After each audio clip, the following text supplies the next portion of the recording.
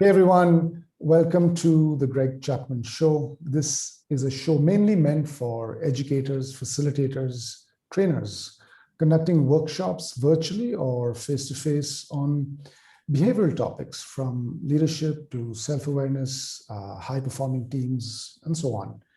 The idea of this long-form conversation is to help fellow trainers and facilitators, educators learn techniques, take a look at different mindsets, bust some of the facilitation myths, tips and tricks to find their way in here, and all of this from masters of the craft from across the world. So if you're starting out or if you're an old hand at the game, you'll find something in here. Today's guest is Dr. Snehal Shah. Dr. Snehal has a PhD from Carnegie Mellon University in the US with specialization in organizational behavior and human resources. She began her career with Bank of America as a senior leader and then got into academia. She has 25 years of diverse experience in academia, industry, and consulting in the US and in India. Her consulting engagements with clients cover HR strategy and analytics, senior leadership assessment, coaching, and development. Her research has been published in renowned journals in the US and has been presented at international conferences. Dr. Snehal's research is in the area of diversity and inclusion, Eastern wisdom and tradition, and the impact of behavioral theories in the e-commerce domain. Currently, she is a professor at SP Jain Institute of Management and Research, SPJIMR, chairperson of the doctoral program and head of research at the Institute. Welcome to the show, Dr. Snehal. Thank you so much, and thank you for inviting me. It's my pleasure to be here. Corporate space, Bank of America to academia, the US to India. There have been a lot of transitions for you. Maybe you can start there. Sure, Greg. Thank you. Thank you for asking that question. You know, I consider myself as a hybrid, and you started with an appropriate question. Now, as I think about it, I would like to start somewhere where I started with trying to see when I was, say, in the mid-20s as to what do I want to study and where do I want to make my career.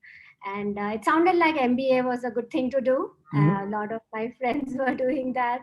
And I just thought, you know, this whole interest in how do companies work, businesses work, and make some difference out there. So did my MBA from India, and then opportunity while I was doing an MBA. I kept thinking that as you know, in India, that when you are taking these MBA exams, there are hundreds and thousands of aspiring students and candidates who want to get into those premier institutes. So I thought, oh, even when I graduate, I'm going to be one of those many MBAs who are going to get out. So what's so unique about me? Anyway, that led me to do a PhD in this area of a fascinating area of organization behavior, which is, of course, a mix of psychology, sociology, and many other behavioral disciplines. So to answer your question, in fact, I would say that I always like to be an academic. I like being with young minds, whether in United States or India. I would like to be with, creating knowledge. So be on that, in that space where I'm contributing something through writing, through disseminating. And while I was thinking of all this, I started thinking, what is Snehal's USP? And things that you hear, right, in your 20s is that, US has great universities, great education. So that opportunity led me to go to United States to do a PhD from this great university, Carnegie Mellon. And then the part of the question that you asked, right? Corporate space, India, United States, academic. Um, I would try to divide that up in at two levels. One, I've told you this story up till going to United States and doing the PhD. When you finish, get a great education, then you start living that American dream. Getting into corporate, and with Bank of America also, I was earlier with a couple of other companies there. You get your first car, you get your new house, and you're really going up that ladder slowly. And I'm sure audiences, and you must have heard this term called DINK, right? And of course I was married when I went there, so double income, no kids, then you get into those better and better and better. And then something sets in, right? It's like, what am I really working for? What is good for me? I've gained so much, great education, a great country, and then that bug sort of hits you to say, how am I contributing? How am I giving back? So I'll give you an analogy. At some time, you start feeling this. That have you seen these? In America, you get these lovely big red strawberries. They're so huge. They look beautiful. They are really very attractive. And then sometimes when you eat them, that typically that that sometimes you feel that they may not have that sweetness, or because they're hybrid and they are those artificially uh, cultivated. That's a great metaphor. That's a great metaphor. So you sometimes feel that what is that purpose? So that kind of hits you at some point. And I leave it with that. I'll kind of end that. My response to your question is that when in America you have circle of Indian friends, there is a saying that goes, that the first 10 years the husband doesn't want to go back to India because he's making a great career. The next 10 years the wife doesn't want to go back because she has settled and she sort of misses home but not as much, and she has her own career. And then the next 10 years the kids don't want to go back, so then you never go back. So there was that appropriate time and place, and I just wanted to be part of this sort of giving back. And I didn't want to just be a good a kind of a strawberry without that inside flavor and the smell and that. So just India came calling, and that's why I'm here. So maybe it's a longish answer, but there's a more practical side to it and more emotional side to it. The strawberry inside flavor and India came calling. That's amazing. I need time to wrap my head around that one. Sure. USP, what's unique about you? And that question really gave rise to some thoughts. And I'm thinking, I don't want to ask the question, is USP, is this kind of thinking important? So I want to ask two questions. One's a simpler, more maybe an obvious question, that is it important to have a USP? And I'm talking about when I'm putting this question to you, I have you said you work with a lot of the youth, so I have the millennials in mind. So is it important to have a USP? But bundled along with that question is the how. It's so difficult today because, let's just take PhD. All right. Let's say a couple of decades back, you had a PhD. Wow, it really stood out. Today, it does stand out, but, not as much. This is like the inflation of education, right? A master's 4 decades back really stood out. Today, I don't know. So how does one, very quickly, just briefly, what is your take, more than the how, let's just say, what is your take on going at the USP? Would you still go at the USP, had you to do it all over again in the way you had as in go for your PhD, like 2021, you're saying, okay, Snehal, let's go build your USP. Would you still go the PhD route? What's your take on that? That's a great question. In fact, I also wondered about that. If you ask the same question to Snehal of the 20s and Snehal of today, Right. my answer would be different. Would be That different. time I was, yeah, Okay. yeah. I was at that time I thought, how do I stand out? How do I make a mark on with whatever little I want to do? Make a difference. And at that time I thought, these degrees mattered. But I would say it a little differently now. The question to ask, and for the youth out there, that what am I learning? These degrees are just things on paper. But even if it's whatever you are doing, even if you decide to do your small business or a venture and not really pursue the academic route, but the learning has to come, and the learning has to be exponential. So for me it worked out great, and I would vouch for it that Greg, the learning was so exponential that there were those 4 or 5 years that I spent in the university. Right. I felt almost every day that I was like a fish out of water. I was reading things, doing things which were way out of my league. And just the fact that you can do it, and it's a struggle, but the learning curve was very high. So I think the question to ask, it's not about the degrees, but it's about the learning that you get and how can you apply that. I think I was reading one of these entrepreneurs, one of these, maybe it's Shopify, I'm not sure. So one of these, and he had dropped out of college. And so, he's also very similar stuff. So what he said was, ask yourself this question: what do I want to learn? And if that question gets answered by going to, completing a particular degree, by all means. But if the degree is getting in the way of fulfilling this learning, it's a bit of a dangerous path. But yes, certainly, the way I'm also looking at it is, like you're rightly saying, I think it's implicit in what you're saying. Learning sometime back used to be a nice platitude. Yeah, you should learn in life. But today, if you look around and see that a couple of things. One, in these tough times. So if I look at it from a tough times lens, if you're not learning fast, it does not allow us to be agile fast enough, because agile is contingent on learning. And the other piece is that today opportunity is huge. Content is no longer a king.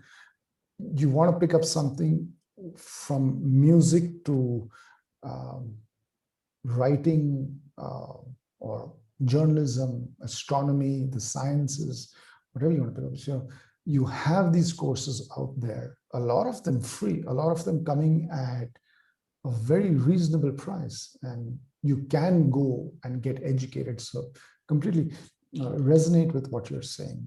I also at this juncture want to pull out, and we spoke of degrees and we spoke of learning, and learning is driven by a lot of the systems around us. When I say that word systems, I have the university and school and all of that in mind when I make that statement. So I just want to talk a little bit about learning from a systemic perspective, and then we'll get into the weeds of learning. When I say systemic perspective, so my son, my 6-year-old, he had a fable in class, and the monkey and the alligator. And the monkey made friends with the alligator, and the alligator would take the monkey on its tummy across the river for many days. And there was a happy relationship up until the time, and I want to be politically correct over here, so I'm going to use the word spouse and not genderize it. The spouse of the alligator said to the alligator, hey, you need to get me that monkey's heart. The alligator goes back, takes the monkey for a ride. Monkey is in the middle of the river. Alligator tells the monkey, well, my spouse says monkey's heart. Monkey says, well, you should have told me that before. My heart's on the tree. Take me back. Alligator goes back. He says, bye-bye. I made a fool out of you. And that was the fable.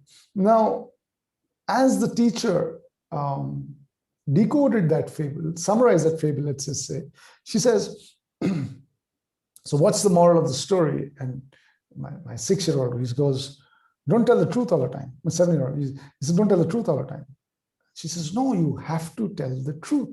And then he's saying, but the monkey didn't tell the truth, you know. So what I'm taking away from this, my question somewhere in there, is that, you know, there are multiple points of view. And a lot of times our education system is not allowing us to explore those multiple points of view. And it's just coming down to, hey, here is the one right answer. And in the complex world that we live in today, I don't know if there are right answers or not. So the question there is that, how do you look at this? Is this something, to what extent are educational institutions of today, whether it's US, India, doesn't matter, doing this? To what extent are they fostering exploration? And what's your thought on that? I've thought about this question, especially because I have some experience, given that I've been away for some time in United States and in India, as to what does a system do to the person who's going through it? What did it do to me? Mm-hmm. And I would say that a lot depends on the systemic aspects of the education system. So I'm going to respond it in terms of, first, an example which is quite striking, that started making me think even deeper on this, and then certain paradoxes of the education system. And here there's no comparison between one versus the other. It is just, and there are pockets of it in anywhere and everywhere that you go, whichever country you're talking about. It's just a matter of understanding the perspectives that those countries come from. So as an example, I started teaching once again in India, and my examples typically come from MBA education. So that is something that needs to be kept in mind. And when I would do a case study, which is a typical pedagogy in MBA education, I would have very, very smart MBA students sort of at the end of that one session or two sessions come and start discussing, or and few minutes into the ending of the session, and they would say, but we've discussed so many perspectives, but what's the final answer? What did that person do, or what did that protagonist do, and did it work or not? Were they successful? So when such questions are asked from the recipients of knowledge, um, and remember, one is exposed to different types of thinking and systems, right? Because um, had the opportunity to understand and get exposed to different perspectives, you start thinking that we must have, and I'm also a part of that system, which requires you to think one way, where there is one final answer. If you solve a mathematical problem, at the end of it you are saying that 2 plus 2 equal to 4. So something like a case study, which is a different pedagogy, which doesn't have an answer, is something that perhaps um, students exposed to that become uncomfortable in the beginning if they're not exposed to. So why does it happen, right? If one goes into, even from a facilitator point of view, why does it happen? And I would talk about 3 or 4 paradoxes that perhaps education systems, yeah, one of them is, I call it focus versus flexibility. So perhaps the education system, and I have also grown up in that, is looking at that, um, all the time we are saying that art, science, commerce, those were the options then, at least when we were growing up. So have focus on that relentlessly, even from your childhood. Focus on that engineering. If you are going to give that IIT engineering exam, then from 5th standard or 6th standard, you kind of get at it. So that's complete focus. And it's not a good or a bad thing, right? I mean, that One achieves, school of thought. Yeah. yeah, that achieves success. So that is the focus. Whereas flexibility comes from this notion that, okay, even if I want to be an engineer, am I exposed to aspects of psychology and sociology and the liberal arts? And there are certain institutes in India, and Ashoka comes to my mind, Ashoka University, do a fabulous job of thinking about that. How do you bring about a holistic development? And you are working on potential of people to develop a holistic understanding of an issue or a challenge or a topic in hand. And we have seen, right, the world is such that it's not the problems don't come in the form of compartmentalization, that okay, this is only an operation research problem, or this is only a behavioral problem. So they come in a very combined package, and you need combined tools to get to that. And therefore that one paradox, maybe I'll just give you one and then stop there. So one paradox is focus versus how flexible is our education system for plurality. There is this whole concept of plurality of perspectives, multiple perspectives. There's not a right answer. It's an open-ended thing. So bring your knowledge from different disciplines and see how that works. So that is one. And I have a few, but I'll just stick to one which I think is very important. Is the education system, is it geared towards teaching the students the what of things or the why of things? So what versus why? Oh, that's interesting. Okay. Yeah, the what is just that you think about something. The final answer is important, and what is the process that you follow. And if you followed that process and got that final answer, then that's the what type of thinking. Whereas the why really focuses on, even if your steps are wrong, from the problem statement to the final answer, even the final answer is wrong, um, you provide the credit, or you provide that nurturing and encouragement to say, why did you do such a thing? It's okay to experiment, it's okay to have a different answer, but I'll focus as a teacher, as a facilitator, I'll focus on the why and give you um, those nurturing aspects for that you followed and understood the why behind it. And that's true. That's what teaches, case studies teaches that. So we are, at least at postgraduate level, we are doing that. These are certain paradoxes, but I'm very hopeful that the national education policy that has come about for India has some of these things that they're incorporating in undergrad level. Yeah. Focus versus flexibility, and what versus why. A word comes to my mind: tightrope walk. Tightrope. It's like a tightrope. Yeah. Because when you say focus, everybody thinks focus is a good thing. And Andre Agassi, in his autobiography Open, he says, I'm forgetting the exact piece, but from a very young age, his father got him a ball throwing machine, and he says, you just hit some crazy 1,000 shots a day or something, and he just did that every single day. And he says that's one of the reasons why I'm Andre Agassi, and that's why I'm so good at it.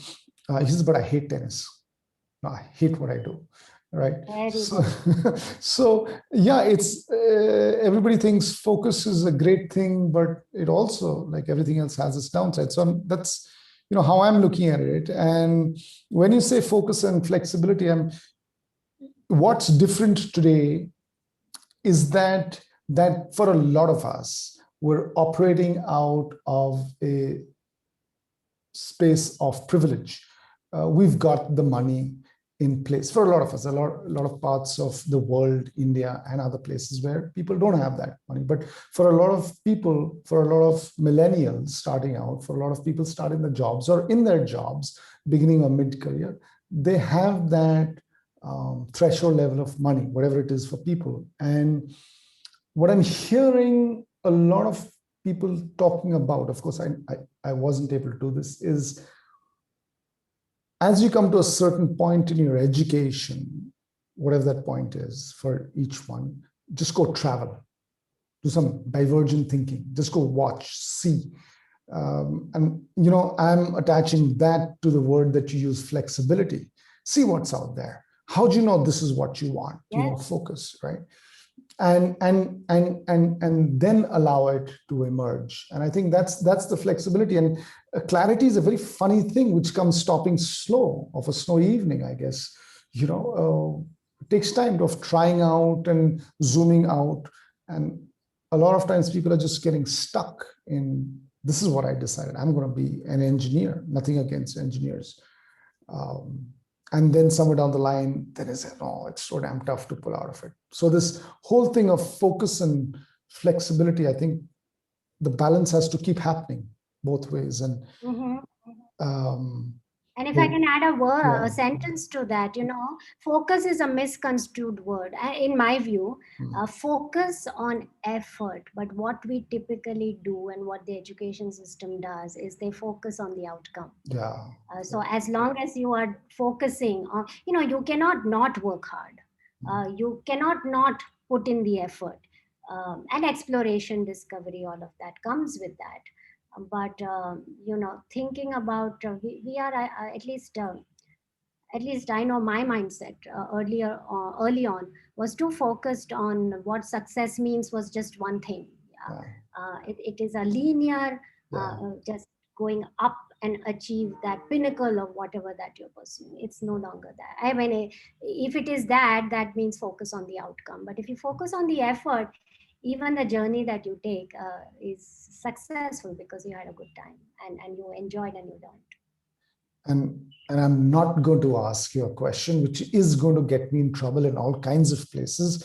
The question I'm not going to ask is that very Western thinking that we've just imbibed, that focus now is focus on the outcome versus focus on the efforts, and looking at the entire Indian backdrop. But you're not going there. That's for another conversation. That's into my work on Eastern wisdom tradition, but we'll keep sure. The other place I want to talk about, you said what versus why. And I remember this time I was doing a workshop, senior folks from a telephony company.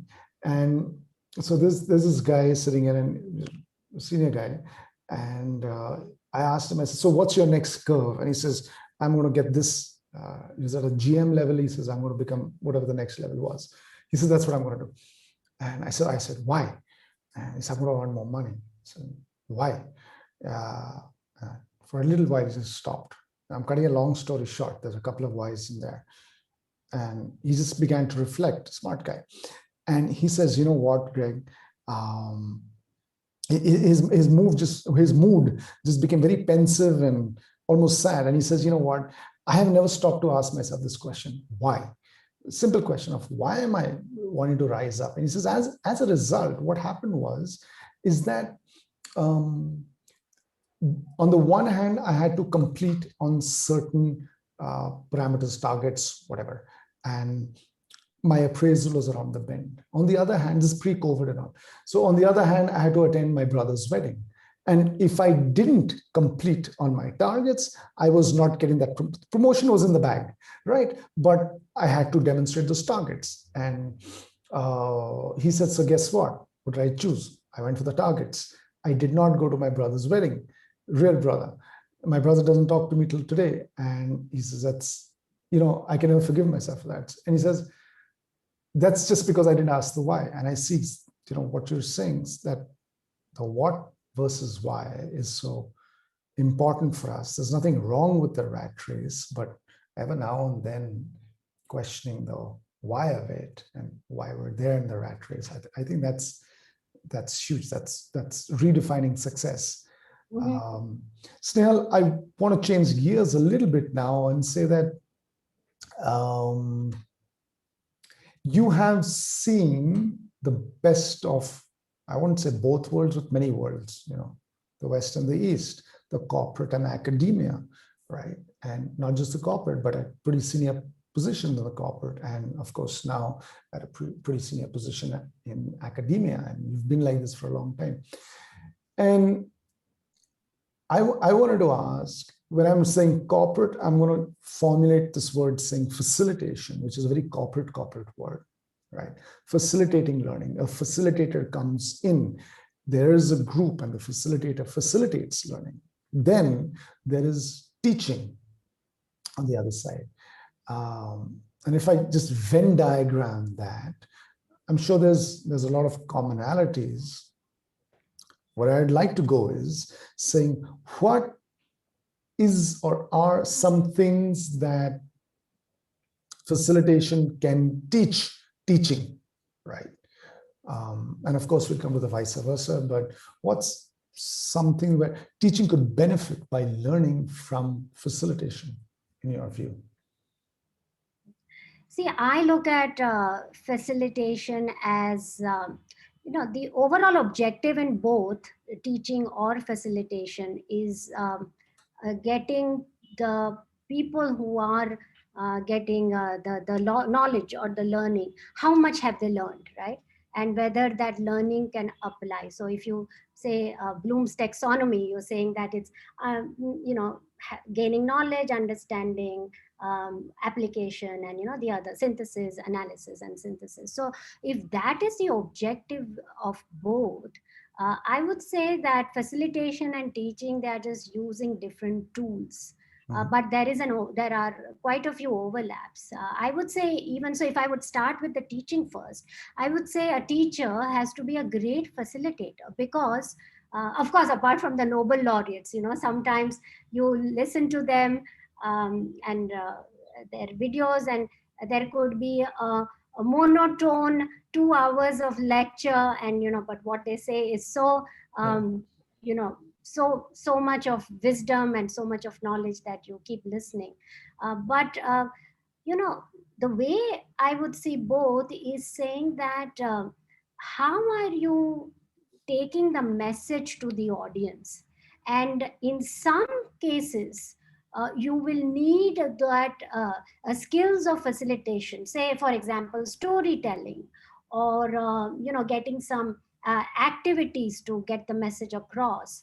And so a teacher, if he or she brings those aspects of facilitation, then the audience is likely to learn more.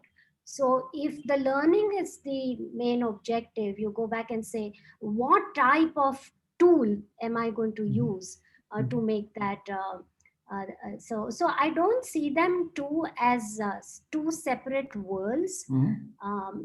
I would just say that for a teacher, and this is where even I'd like to come in, which may be counterintuitive to what maybe facilitators have thought about their art and craft. So storytelling is important in both the worlds, facilitator world and the teaching world. But I would say that telling a great story, of course, it has its own importance and value, because um, it is likely to be heard and remembered and reproduced at some other time. But it's just part of the story. It's just part of getting your message across. What is again most important, even in our storytelling, is going to the concept level. What are the fundamental principles of why that situation happened? Um, and if that is told, so I call that, say, if understanding the concept behind why something happened. And Kurt Lewin comes to our mind, right? Because the audience here is very familiar with his work, who's supposed to be the great facilitator and father of organization development.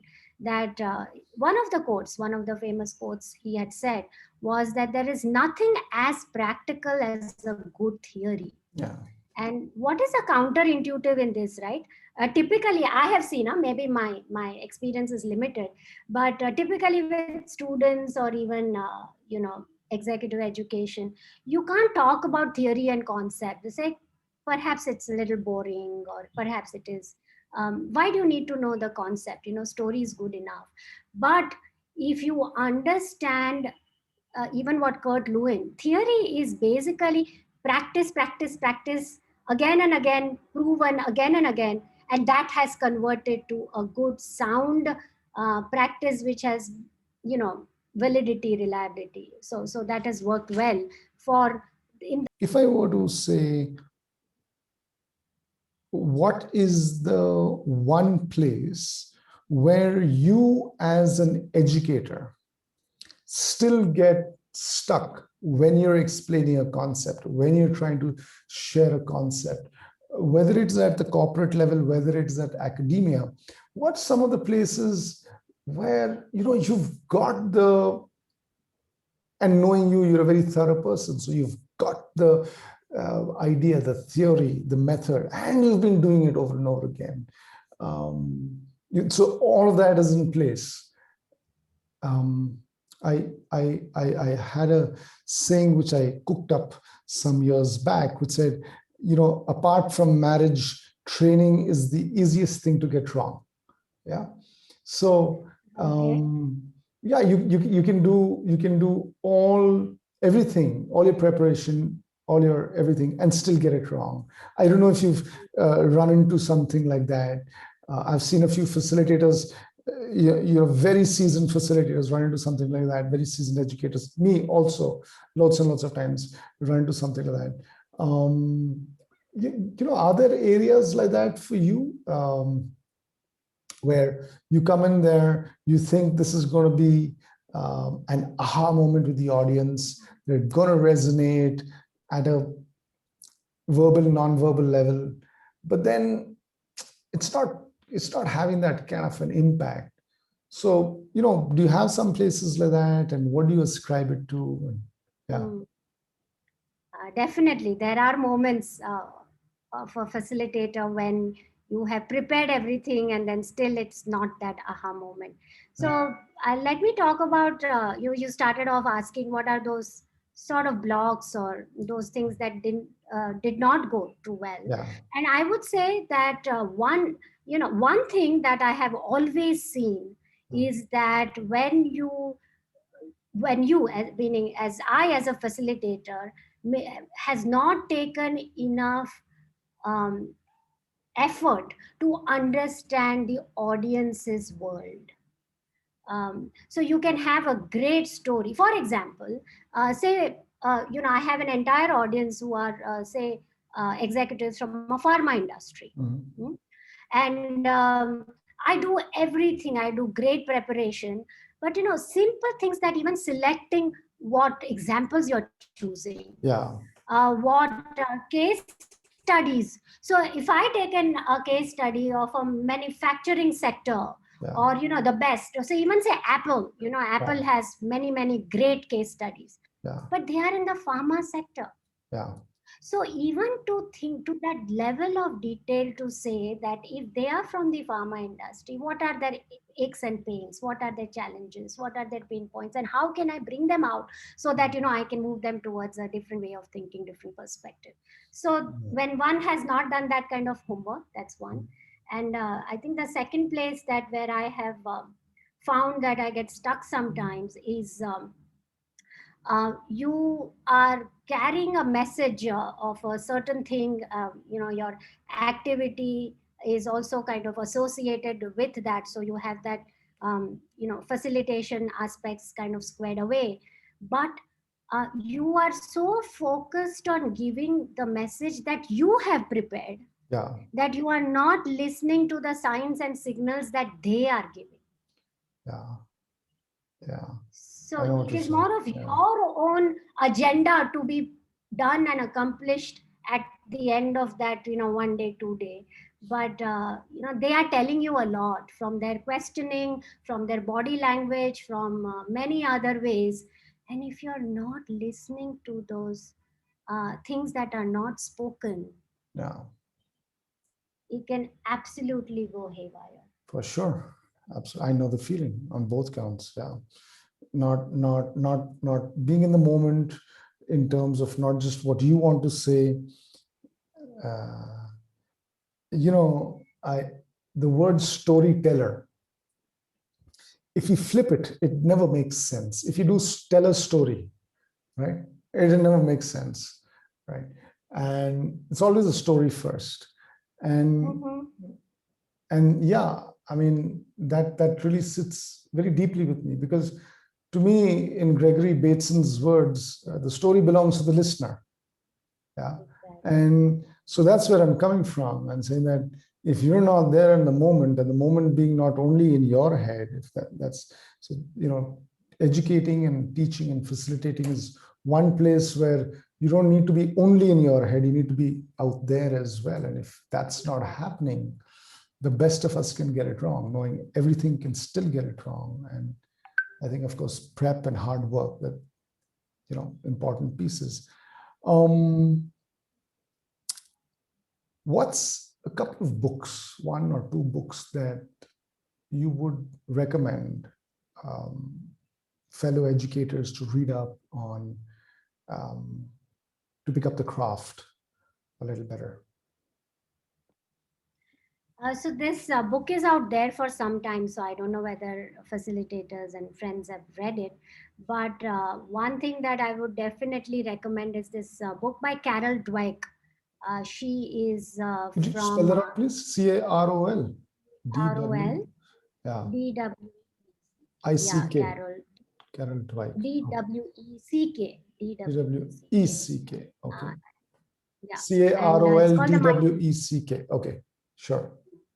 She's a professor at Stanford, and a lot of research-driven work, but she's been able to do a great job of telling stories and giving instances and examples based on her research work. So it is, comes from a very credible and sound place where, practicing has become a theory now about what is called a growth. And the book is called The Mindset. How do you tap into your own potential? Mindset, is that the name of the book? Mindset. No, it's called Mindset. How can you mindset? Yeah. How can you fulfill your own potential? Mindset. How can you fulfill your own potential, by Carol Dweck. Okay.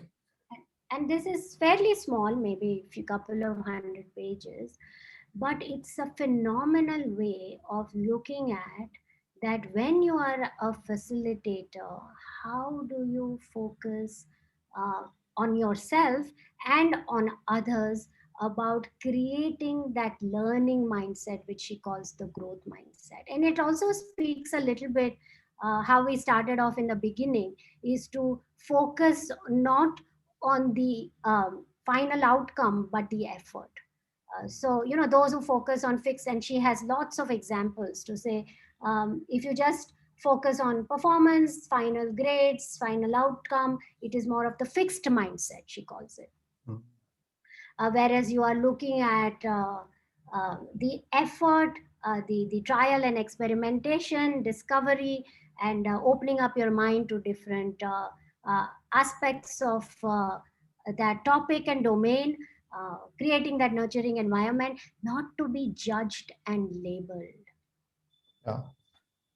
And that's a growth mindset. And the thing she's saying, that it's a muscle, right? You can develop it, and the role of the facilitator is to create that growth mindset, of creating an environment that you're not judging the people who are with you, not labeling, and nurturing. One can experiment, one can, ask any question. No question is a silly question. So when you do all of that and create that ecosystem of learning, then the learning comes back. Learning is most done very effective. Learning comes about whether it's a 1 hour session or 1 day, 10 days, whatever time you are. Yeah, makes sense. And in a way, Snehal, you've come full circle, because that's where we started out also. If I look at the word mindset, the book that you're recommending, even the word is talking to the process, not as an outcome, right? And I also see that the implicit message in what you're also talking about when you speak of that book is learning, right? How, if I'm saying the growth mindset, if I'm saying about creating all of this, then once again, we're coming back to what we said initially, that learning no longer is a platitude on the wall, but it has to be taken seriously. It's something coming to the foreground, which is offering a lot of opportunity and also talking to the survival instinct. You know, there was this thing, change or die. We're saying learn or die, sort of a thing, you know, to deal with the new realities. In closure, Snehal, I would say that what if you were to enter into a classroom, chalk in hand, blackboard, right? Notice I'm not saying whiteboard and marker, but chalk in hand and whiteboard. And you could write something, a few things, 1 or 2 points, 3 points, whatever, on the whiteboard. And that is all you could ever say, share, give to someone in terms of your experience, what message you want to share with fellow educators in the space of education, learning, facilitation. And you had, you know, all your research and all, you know, a morbid thing to say, but you had none of that you're ever going to share again. What are those 1 or 2 points that you'd like to write on that blackboard with that chalk? That question is quite deep. You know, so over time, right, I kept thinking about my evolution as a facilitator, teacher. And maybe it is, I would say that the thing that I would care most about now, and maybe that's my message, is to say love and respect yourself first. Because, you know, when we are starting off as a facilitator or whichever stage we are at, you know, this whole feedback, how did it go, what is the audience saying, Yeah. how did I do, it becomes so be all and end all. um, and maybe it's also uh, the kind of system that we are part of. It is clearly true, you know, for a profession of a teacher.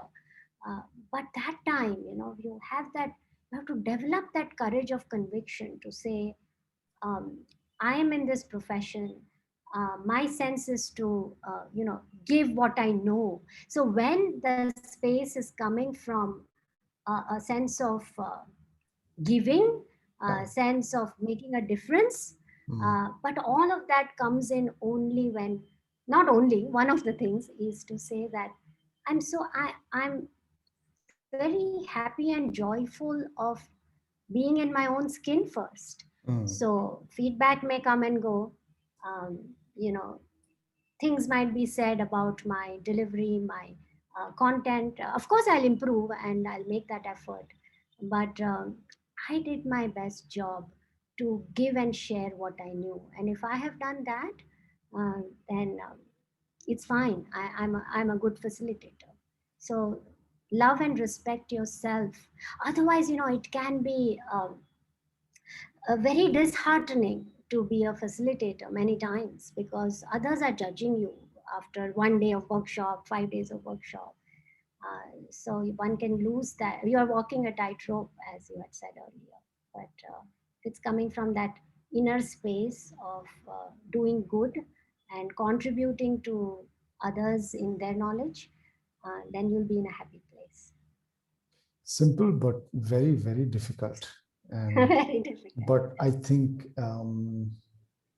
anything worth having is worth pursuing and is going to be difficult. And yeah, I totally resonate with that. Bad feedback, or let's just say feedback not very good on the scores, has hit home in a big, big, big way, and lasts even now. Even now, it would last for several weeks. It took me several weeks to get over that. Yeah. And I've seen a lot of facilitators like go down really into the dumps when that happens. And yeah, that's a very noble message, and I think very true. It needs to be built, and you know, I want to use a big word and say probably a lifetime's worth of effort. You know, having compassion for yourself. Absolutely. Absolutely. So Thanks for that. Very niched down in as much as it's a very facilitation, education, teaching oriented message, and also a very zoomed out message. So you've actually covered two very nice dimensions of that, which is to say it's a generic for everybody. Have compassion with yourself, and it also applies so much more to fellow educators. So with that, Snehal, thank you so much for making the time, and hope to see you on the show again in future. Sure. Thank you. Once again, thank you for inviting me, and it's quite a privilege to be here. Thank you. Thanks, Snehal.